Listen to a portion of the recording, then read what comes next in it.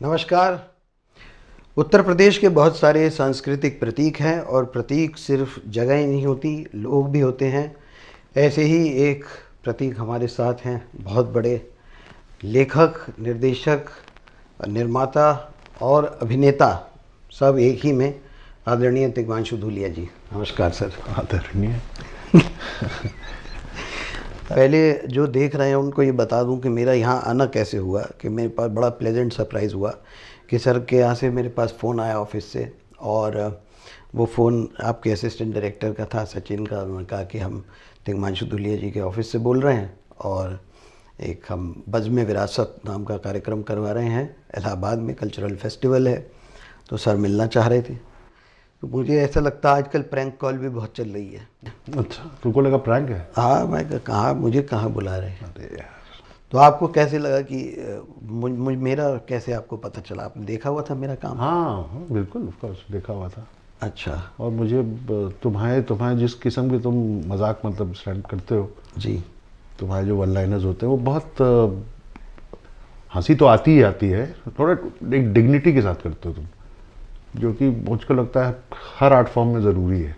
Comedy में भी क्या है कि लोग एनालिसिस करने लगते हैं मोस्टली, जब कभी कॉर्पोरेट बैकग्राउंड या कहीं से आते हैं तो वो जो ऑफिस में एनालिसिस करते थे उसमें कुछ फ़नी चीज़ निकालते थे, एनेक्डोट, उसको लेके वो समझते हैं कि उसी में वो है। लेकिन कई जगह पर हमें इनैक्ट करना पड़ता है कि एक कैरेक्टर बोल रहा है तो वो क्या कह रहा है और कैसे कह रहा है, दूसरे कैरेक्टर उसको जवाब देगा तो वो कैसे जवाब देगा, वो सब कैरेक्टर्स बन जाना। वो तो मैंने देखा तुम करते हो। मैं करता हूँ। और भी एक दो लोग को मैं देखा करते हैं जी। लेकिन सब नहीं करते। यू राइट जी। सब सिर्फ बोल देते हैं। बोल देते हैं वो, तो वो उससे वही एक्टिंग वाला, और वो कॉमेडी में भी वही है, क्योंकि कई जगह पर होता है कि आपको दिखाना पड़ता है कि मैं ड्रामा कर रहा हूँ। जैसे मैं थिएटर करता था, बरेली में भी करता था, मैं दिल्ली में भी करता था। तो मैंने बैरी जॉन सर के यहाँ से एक्टिंग कोर्स भी किया था काफ़ी समय पहले। तो मुझे लगता है कॉमेडी में सब चीज़ें आके स्टेज पे मिक्स हो जाती हैं। राइटिंग भी है हमारी, राइटर भी मैं ही हूँ, परफॉर्मर भी मैं ही हूँ, डायरेक्टर भी मैं ही हूँ। ये सब मुझे मिल गए हैं, मेरे सामने बैठे हैं और मुझे बस जाके बोलना है। पर इसमें सब कुछ यूज़ हो रहा है, आवाज़ भी यूज़ हो रही है, भाषा का ज्ञान भी यूज़ हो रहा है जो आप जानते हैं, उसके अलावा एक्टिंग भी यूज़ हो रही है, बॉडी लैंग्वेज सब मिला के यूज़ कर रहे हैं जो थिएटर में सीखी थी। और मुझे इरफान सर का डायलॉग भी याद आता है, अपने इंटरव्यू में कहीं उन्होंने बोला था कि जो भी करो इंगेजिंग होना चाहिए। मतलब इंगेज तो करे लोगों को, कि कहीं अपनी ही कल्पना की उड़ान में चले गए और खो गए और पता ही नहीं कि ऑडियंस भी उसमें इन्वॉल्व हो रही है कि नहीं हो रही है। हमारा वही अब यहाँ बट एक्टर को एक्टिंग करते हुए पता चल जाता है कि मैं एक्टिंग ठीक मैं एक्टिंग ठीक कर रहा हूँ कि नहीं कर रहा हूँ। अच्छा, अच्छे एक्टर को तो पता चल जाता है, और जब नहीं हो रही होती तो भी पता चलता है कि ये गलत हुआ है, ये ठीक नहीं हुआ, ये कम्युनिकेट नहीं करेगा। पता तो तड़ से पता चलता है एक्टर को, अच्छे एक्टर को। अच्छा। हाँ हाँ एकदम पता चल जाता है कि एक्टिंग सही हो रही है कि नहीं हो रही। हमारे में तो ऐसे पता चलता है कि ताली बज रही कि नहीं, कि सही नहीं हो रहा। नहीं, तुमको भी पता चल जाता होगा। नहीं, हमारे में ताली बज रही है नहीं, उससे तुरंत पता चलता है। और ताली अगर नहीं बज रही है और हम सही स्क्रिप्ट भी बोल रहे हैं, ऐसा भी कई बार है। मुझे लगता है बोलने का अंदाज जो होता है हाँ। वो ताली बजवाता है। It's not just the joke. हाँ। वही बोलने, अब देखो, अब जैसे तुम वासेपुर में तुमसे ना हो पाएगा, कोई डायलॉग है ये? तुमसे ना हो पाएगा क्या है? कुछ नहीं है। बोलने का अंदाज जो है ना, उस पे लोग अप्रिशिएट करें। ये इस पे वसीम सर का एक शेर मुझे याद आता है कि वो झूठ बोल रहा था बहुत सलीके से, वो झूठ बोल रहा था बड़े सलीके से, मैं एतबार न करता तो और क्या करता। भूल के ऐसे अंदाज में जाओ, बट वो मैं उसको डिफेंड करूँगा। 95वीं 96वीं जगह गड़बड़ इसलिए होता है क्योंकि हमारे केस में ऑडियंस एकदम ही डिफरेंट होती है। एक ऑडियंस होती है कि शराब पीने आई है, देख रही है और डिसाइड करके आई है आज हंसना है, ठीक है। दूसरी ऑडियंस होती है बहुत अमीर लोगों की, और बहुत अमीर लोगों को हाथों में दर्द होता है ताली बजाते हुए, ठीक है। उनको लगता है कि हमारा जो है ना, ये दुनिया हमारी है। और ऐसे लोग पे एक और तरह का ह्यूमर काम करता है, इनको वो जोक अच्छा लगता है जो 3 सेकंड बाद समझ में आता है। तो ये आपकी तारीफ नहीं करते हैं, ये अपनी करते हैं कि हम समझ गए। हाँ, और बराबर वाला इस प्रेशर में हंसता है कि उनको समझ में आ गया। हंस रहा, मुझे आया नहीं पर बजाओ, कुछ फनी ही रहा होगा। तो ये पीयर प्रेशर में लोग कर जाते हैं आजकल, तो बहुत ज़्यादा ही पीयर प्रेशर का टाइम है। कॉमेडी में गाली जो है उसके बारे में आप क्या सोचते हैं? कॉमेडी में तो गाली होनी नहीं चाहिए। नहीं होनी चाहिए। नहीं, बाकी इंटेंस में भी गाली लोग यूज़ करते हैं, हाँ, लेकिन होनी तो वहाँ भी नहीं चाहिए। आपका एक और मीम भी बहुत फेमस है, हाँ, वो सब गालियों वाले हैं यार, अब तो सच बोल दे वाला, तो उस पर आपका क्या कहना है? तो वो तो गाली तो आपने भी दी है। वो डायरेक्टर ने बोला कि डायलॉग में लिखा हुआ था अच्छा। और खुली छूट थी, हाँ, तो फिर मेरे मुंह से गालियाँ अच्छी लगती हैं, उसे पता है तुम्हें? अरे बहुत, मेरे से भी लोग सुनना चाहते हैं। हाँ, मुझसे भी सुनना चाहते हैं। हाँ, ये कुछ उत्तर प्रदेश वाली बात है बात हमारी। है, क्योंकि हम जो गाली देते हैं ना उसमें भाईचारा है। हाँ, उसमें इंसल्ट नहीं है। उसमें भाईचारा है। हाँ, वो एकदम सेंटेंस का पार्ट बन के, सेगवे बन के गाली आती है। बिल्कुल। इलाहाबाद में देना नहीं गाली। अच्छा, नहीं देनी है क्या? गाली नहीं देना यार। यार थोड़ा बहुत नहीं, हल्का सा उधर को जाते हो। हिंट मार देना, लेकिन गड़बड़ हो जाएगा। मार्केटिंग मैनेजर बना के इन्हीं से अप्रूवल ले रहा हूँ वीडियो पे, ताकि मेरे ऊपर बात ना आए। अच्छा, क्योंकि वहाँ पे तरह तरह के लोग होंगे ना स्टैंड, तो तुम जब प्रोग्राम करने जाते हो ज़्यादा यंगस्टर्स होते होंगे ऑडियंस में। यहाँ पे तरह तरह के लोग, तो तरह तरह के कार्यक्रम हो रहे हैं। हाँ, तो हरिप्रसाद जी सुबह इनॉग्रेट करेंगे, अगर गलती से वो बैठे हो गए और तुमने तो गड़बड़ हो जाएगा ना यार। मेरी बांसुरी बज जाएगी। तो यंग भी रहेंगे, हर तरह के लोग रहेंगे, तो शायद कुछ लोगों को पसंद ना आए ना। हाँ, बज़्म विरासत क्या है और ये इसकी क्या महत्ता है और क्यों हो रहा है? बज़्म विरासत करने की मुझको एक ज़रूरत सी महसूस हुई जी। वो यूँ हुआ कि जिस शहर में मेरा पैदा हुआ और जहाँ मैं पला बड़ा, वहाँ पे उस वक्त मिड 80s तक, अर्ली 90s तक कल्चरली बहुत ही ज़्यादा एक्टिव शहर था इलाहाबाद। हर साल फरवरी के महीने में एक कुछ 15-20 दिन का एक फेस्टिवल होता था, शॉर्ट प्ले कंपटीशन। उसमें 1 एक्ट प्लेज आते थे ऑल ओवर इंडिया से, मणिपुर से भी, गुजरात से भी, बॉम्बे से भी, हिंदी बेल्ट से तो थे ही, कश्मीर से। और वो 6-7 नाटक हर रोज़ होते थे। और फिर रात को 11-11:30 बजे जहाँ पे ये सारे पार्टिसिपेंट्स रहते थे, वो टेंट्स में रहते थे। एक मैदान था, उसमें सब टेंट्स में रहते थे और सब स्टूडेंट कॉलेज वाले एज के सब लोग थे। और फिर कैंप फायर होती थी और फिर रात को 11:30-12 बजे से सुबह 4:30-5 बजे तक कोई मिमिक्री कर रहा है, कोई डांस, फोक डांस दिखा रहा है, कोई गाना गा रहा है, कोई स्किट कर रहा है, कुछ वो पूरा कार्यक्रम चलता है। मतलब शाम को 6 बजे से लेकर सुबह 4-4:30 बजे, 2 अलग-अलग वेन्यूज़ में। और इतना मज़ा आता था, वहाँ पर तरह तरह के लोग आते थे, आप इंटरेक्शन होता था। और भी बहुत सारे म्यूज़िक फेस्टिवल्स होते थे वहाँ पे। वो सब ख़त्म हो गया उस शहर में, कुछ भी नहीं बचा। तो बहुत इलाहाबाद का क्रीम जो इस तरह की एक्टिविटीज़ में बहुत एक्टिवली पार्टिसिपेट करता था, वो इलीट ही था। इलीट से मेरा मतलब ये नहीं पैसे वाले नहीं, कल्चरली इवॉल्व एजुकेटेड पीपल। उन लोगों ने इलाहाबाद छोड़ दिया।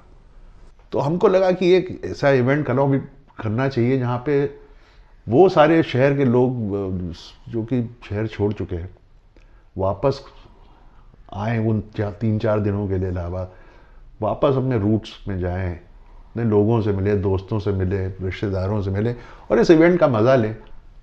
इनफैक्ट इसमें एक चीज़ मैं जोड़ना चाहूँगा कि मैंने अपने दोस्तों को बताया तो वो अलग अलग शहरों से जाके बज़्म विरासत अटेंड करना चाह रहे हैं और वो आएंगे। अरे वाह! क्योंकि ये सिर्फ इलाहाबाद का, प्रयागराज का फेस्टिवल नहीं है, ये फेस्टिवल मेरे ख्याल से नेशनल है। क्योंकि सब पर्सनैलिटीज़ तो नेशनल हैं, आप नेशनल हैं, अनुराग कश्यप सर आ रहे हैं, सुधीर मिश्रा जी आ रहे हैं, प्रोफेसर वसीम बरेलवी आ रहे हैं, शोभा मुदगिल जी हैं, पंडित हरिप्रसाद चौरसिया जी हैं। देखो, जैसे बज़्म विरासत का ये जो लोगो है जी, इसमें सबके नाम तो नहीं, बट ज़्यादातर वो लोग जिनका लिटरेचर से वास्ता रहा जी, और सब इलाहाबाद, या तो इलाहाबाद में पैदा हुए या इलाहाबाद में उन्होंने अपना सारा काम किया, भरा हुआ है। अगर यही नाम लोग पढ़ लेना, और अभी ये पूरी इलाहाबाद की विरासत नहीं है, हाँ 7 प्रधानमंत्री और 3 भारत रत्न और ये सब जोड़ा नहीं मैंने तो वो फिर बहुत बड़ी फेहरिस्त हो जाती है। इसमें अमिताभ बच्चन जी का भी नाम नहीं है, हाँ उनके पिताजी का नाम है। हरिवंश राय बच्चन जी तो हिंदी के कवि थे और इंग्लिश के प्रोफेसर थे। फिराक साहब भी, हाँ। फिराक गोरखपुरी अंग्रेजी पढ़ाते थे, उर्दू भी लिखते थे। मैं आपका कहीं इंटरव्यू सुन रहा था, उसमें आपके इंग्लिश के टीचर थे जो धोती पहनते थे। अमर सिंह साहब जी। हाँ, एक हमारे भी टीचर थे, वो इंग्लिश पढ़ाते थे ट्यूशन, श्रीनाथ खंडेलवाल जी। वो भी ऐसे धोती पहनते थे, कुर्ता पहनते थे और पॉलिश्ड इंग्लिश बोलते थे। हाँ एकदम। तब ये, और साइकिल से चलते थे। हमारे अमर सिंह साहब भी पान खाते थे, तिलक लगाते थे, हाँ और वो धोती पहन के साइकिल चलाते थे। वो यहाँ पे धोती पे क्लिप बांध देते थे ताकि वो पहिए में फंसे ना, और आते थे। और फिर जो अंग्रेजी पढ़ाते थे, वर्ड्सवर्थ और शेली, और जिस तरह से वो इमेज ही अपने आप में इतना ज़्यादा प्रभावित करती है आपको कि काले हिंदुस्तानी पोशाक में पूरे अपने हिंदुस्तानी कल्चर को चेहरे पे लगाए हुए मुंह से ऐसी इमैक्युलेट अंग्रेजी बोल रहा है, उफ, कमाल है। बेसिकली लंतरानी वाला जो कल्चर है, चकल्लसबाजी, अड्डेबाजी, पान की दुकान पे, इसके बारे में कुछ बताइए इलाहाबाद के। तो हम इसमें एक पूरा सेशन है लंतरानी का जी। पहले दिन ही, इनॉग्रेशन के तुरंत बाद एक पुराने खैयड़ इलाहाबादी जो है वो बैठेंगे और वो अपने उसी जुबान में, अब जो हमारे अहियापुर और की भाषा है इलाहाबाद की जी, लोकनाथ वाली, उसमें वो किस्से कहानियाँ सुनाएंगे, सच्ची कहानियाँ, मज़ेदार। और गप्पाबाजी होगी। वो अब गप्पाबाजी अपने आप में एक सेशन है। हाँ। तो वो गप्पाबाजी तो यार कहते हैं ना कि इलाहाबादी से अगर बात करो, कुछ सवाल पूछो, और अगर मुंह में पान खाया है उसने, और उसके बाद पान अगर उसने थूका, तो समझ लो मुंह से इसके बाद कोई बहुत बड़ी विजडम वाली बात ही निकलने वाली बहुत बड़ी बात निकलने वाली। अब जो बोलेगा वो, अब फिर गीता नुमा चीज निकलेगी। हाँ। तो ये बात इलाहाबादी की खास है। थोड़ा विटी भी होते हैं इलाहाबादी। हाँ। जैसे हरियाणवियों के अंदर एक क्वालिटी होती है ना, एक विट की, जबान के विट की, वो सब जगह नहीं होती, सब कल्चर में नहीं है। हरियाणा में मतलब बड़े फनी होते हैं, मतलब उनका तो कमाल है, उनका सेंस ऑफ ह्यूमर। उसी तरह का इलाहाबादियों का भी है। ये खास बात मैंने देखी। They have that gift of the गैब। बात का आप ये सब ठीक है, लिटरेचर और पॉलिटिक्स और हिस्ट्री और तमाम चीज़ें, लेकिन बहुत लोगों को नहीं पता कि इलाहाबाद का वेस्टर्न म्यूजिक में कितना ज़्यादा कंट्रीब्यूशन है। ये कैसे, ये मुझे भी नहीं पता है। क्योंकि उसके हम लोग का दोस्त था, उसका नाम था अमित सहगल, गुजर गया बेचारा, और उसकी मेमोरी में भी हम लोग एक इवेंट कर रहे हैं कि इलाहाबाद के पुराने वेटरन बैंड जो बजाते थे, जो अभी बहुत बड़े हो गए हैं। एक आपका भी था। हम था, लेकिन मैं नहीं करूँगा, और लोग हैं वो उसकी मेमोरी में परफॉर्म करेंगे। अच्छा। तो अमित सहगल जो था कि उसका भी बैंड था, लेकिन वो दूसरे लेवल पे लेके गया। उसने एक मैगजीन निकाली जिसका नाम था रॉक स्ट्रीट जर्नल, और उसने हिंदुस्तान के जितने रॉकर्स, मतलब रॉक म्यूजिशियंस को बहुत इनकरेज किया। और इलाहाबाद में बहुत ही ज़्यादा एक्टिव था वेस्टर्न म्यूजिक में, बहुत सारे बैंड्स होते थे।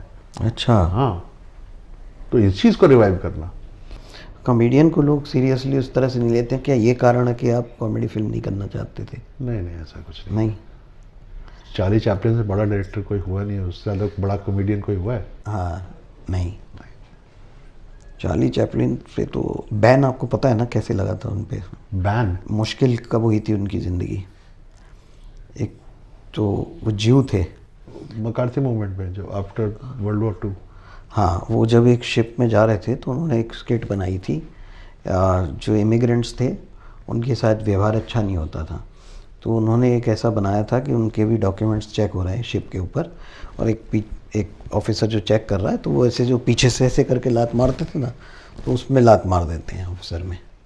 उसके बाद फिर उनकी चेकिंग ज़्यादा शुरू हो गई कि यार अब ये परेशान करने लगे, फिल्म सेट पे छापे पड़ने लगे, फिर बैन लगने शुरू हुए। Then he left the country. फिर वो वहाँ रिटायरमेंट जहाँ हुआ उनका, फिर वो वहाँ गए थे। So his life became difficult after that moment. बात करें, चैपलिन बोलने लगा था ना। अरे इसलिए ये इतने में आपने ना बहुत बड़ा स्टेटमेंट दे दिया। ये बहुत ही बड़ा स्टेटमेंट है। जहाँ भी कोई अगर सब कॉमेडी के लिए बोलते हैं speaking truth to power, but if somebody speaks truth to power then they. मेरे हिसाब से सबसे बड़ा स्टैंड अप कॉमेडियन हुआ लेनी ब्रूस। लेनी ब्रूस की तुम कहानी देख लो। हाँ, प्रोटेस्ट। पुलिस खड़ी रहती थी, वो बोलता था सार्जेंट। पिक्चर बनी लेनी ब्रूस पे, डस्टिन हॉफमैन ने किया रोल, बहुत अच्छी पिक्चर। हाँ, किस तरह का सिनेमा देखते हैं आप? लव स्टोरीज के अलावा मैं सब कुछ देख लेता हूँ। ऐसी क्या दिक्कत है आपको लव स्टोरीज से? अनरियल लगती है बहुत, और सच्ची होती। लव स्टोरी कोई सच्ची चीज है नहीं। मैं तो एग्री करता हूँ, मेरे तो डिवोर्स भी हो गया। मेरा कोई विश्वास नहीं है। हासिल में आपने कॉलेज पॉलिटिक्स जिस तरह से कवर करी, और उसके अंदर जो उस तरह का बाहुबल जो चल रहा था इलाहाबाद का, वही आपने उसके अंदर डाला। तो वो एक तरह से जिस चीज़ से कल्चर ख़राब हो रहा था, वो उस चीज़ से आपको प्रेरणा भी कहीं मिली कि इस फिल्म में दिखा पाए। मतलब मुझको ये नहीं था, मुझको वो भी उस शहर का एक कैरेक्टर है। वो शहर कोई स्वर्ग नहीं है कि वहाँ सब ऋषि मुनि बैठे हैं और मुंह से सबके कुछ ज्ञान की नदी बह रही है, ऐसा नहीं है। उसका एक ये साइड भी है। नहीं, पर मैं एक चीज़ बहुत लुक फॉरवर्ड कर रहा हूँ, क्योंकि जैसे हम मेरे बचपन में भी हम लोग जाते थे, तो बरेली में हमारे नगर निगम के सामने एक जगह है, सड़क पे ही रात को जाम करके सड़क, वहाँ सब बिछा के दरी वरी, बड़ा स्टेज बनता था, उसके ऊपर कभी सम्मेलन मुशायरा होता था, कभी तो सिर्फ हिंदी वाला होता था, कभी सिर्फ मुशायरा होता था, कभी वो मिक्स भी होता था, उसमें हिंदी कवि जैसे हम कर रहे हैं जी, हिंदी कवि और उर्दू शायर दोनों उसके अंदर हैं। तो उसमें कोई चुटकुले वाले भी आते थे, कोई वीर रस के भी आते थे, कोई उसके अंदर संजीदा मोहब्बत की शायरी भी आती थी। मुझे ऐसा लग रहा है कि वैसा ही कुछ मुझे अभी इतने साल बाद बज़्म विरासत में देखने को मिलने वाला है। मेरे लिए नॉस्टैल्जिया है कि मैं वो बचपन की यादें जी पाऊँगा, जहाँ जब हमारे ऊपर कर्फ्यू लग जाता था कि 8 बजे घर में रहेंगे, लेकिन अगर कभी सम्मेलन हो रहा तो हमें अलाउड है कि रात को हम 2 बजे तक 3 बजे तक बाहर रह सकते हैं, क्योंकि हम किसी कल्चरल चीज़ में जा रहे हैं और कुछ सीख के ही आएंगे। वो परमिशन हमें अपने घर से थी। बिल्कुल बिल्कुल, बहुत सही बात है। वही मैं लुक फॉरवर्ड कर रहा हूँ कि यहाँ पे सर्दी का समय होगा, और 20, 21, 22 दिसंबर को जब हम लोग इलाहाबाद प्रयागराज में होंगे, वहाँ बार बार दोनों नाम इसलिए लिख रहा हूँ कि यूट्यूब में पब्लिक बहुत बदतमीज़ है, नीचे कुछ लिखेगा भाई प्रयागराज बोल, तो मैं ही बोल रहा हूँ। तो ये देखने को मिलेगा। नॉस्टैल्जिया में की सोच के मुझे बहुत अच्छा लग रहा है, क्योंकि शोज़ बहुत होते हैं, शोज़ करते हैं, लेकिन ऐसी जगह पे एक तो मैं ज़्यादा एक्साइटेड परफॉर्म करने के साथ साथ इससे भी हूँ कि मैं बाकी प्रोग्राम देख पाऊँगा। आपने मेरा जो परफॉर्मेंस का टाइम रखा है दोपहर के 3 बजे का रखा है, जो कि लंच के ठीक बाद है, इसीलिए रखा है ताकि मेरे लिए मेरी ज़िंदगी मुश्किल हो जाए। वो छाल भरी पिच पे मुझे बैटिंग करने भेज रहे हैं, मैं आपको बता रहा हूँ, ताकि लोग वहाँ ऊँघे खाना खा के चावल उनके सिर को चढ़े और क्या है सुनाओ भाई सही जोर से। वो आदमी कैसे कितना जोर लगा के क्या सुनाना पड़ेगा, मतलब नहीं, तुमको जगाने के लिए ही वही टाइम रखा है। वाह वाह वाह। तुम कुछ बोलो और लोग जग जाए, सोई ना। लेकिन मज़ा तो आएगा मुझे, मैं बहुत लुक फॉरवर्ड कर रहा हूँ। सर्दी में तो वैसे खा जाता आदमी खाना भी ज़्यादा, मैं तो। और इलाहाबाद का अमरूद है, अमरूद का सीजन होगा। हाँ, अमरूद पे रहना। तो क्लोजिंग नोट पे मैं आपको बताना चाहूँगा कि इलाहाबाद प्रयागराज में 20, 21 और 22 दिसंबर को हो रहा है बज़्म विरासत। शहर में कल्चर तब ग्रो होता है जब हर आम आदमी कहीं टिकट लेके जाके सब कलाकारों को देख सके, छोटे बड़े मिडिल क्लास, जैसे भी छोटे बड़े मीडियम लेवल के कलाकार, महान हस्तियां भी। जैसे नॉर्मली क्या होता है कि जब किसी शहर में इस प्रकार का कार्यक्रम होता है तो बड़ी कॉर्पोरेट कंपनियां कोई बुला देती हैं दिवाली मेले में, होली मेले में, और एक बड़ा सा कोई स्टार आता है दूर से हेलो माय फैंस करके वो निकल जाता है। नहीं, ये इस तरह के कार्यक्रम की एक अच्छी बात यह है कि ये इंटीमेट सेटिंग हो जाती है, जिसमें आप इंटरेक्ट भी कर पाते हैं। और फिल्मों के ऊपर चर्चा भी है, जिसमें भी कुछ हस्तियां आ रही हैं। आप सुधीर मिश्रा है, नंदिता दास है, अनुराग कश्यप है, फिर एक्टर्स का भी है जिसमें नवाज है, संजय मिश्रा है, अली फजल है, मैं भी हूँ उसमें। तो आप एक्टर के बारे में, जब आप अपने आप को एक्टर के बारे में बोलते हैं तो हल्का सा कंधा ऐसे हो जाता है आपका, क्यों? अरे अच्छा, इतना तो बढ़िया एक्टिंग आप करते हैं। नहीं तो हाँ, और ये अच्छी बात ये है कि इन सब कार्यक्रम को आप बुक माई शो से टिकट लेके आप आके देख सकते हैं। टिकट्स बुक माई शो पर हैं, आप जाके वहाँ पे बुक कर सकते हैं। बहुत सिंपल ऑनलाइन प्रोसेस है। तो हम लोग आपसे मिलेंगे 20, 21 और 22 दिसंबर को बज़्म विरासत में। कुछ और आप कहना चाहें क्लोजिंग नोट में तो नहीं नहीं, बस आप आइएगा ज़रूर।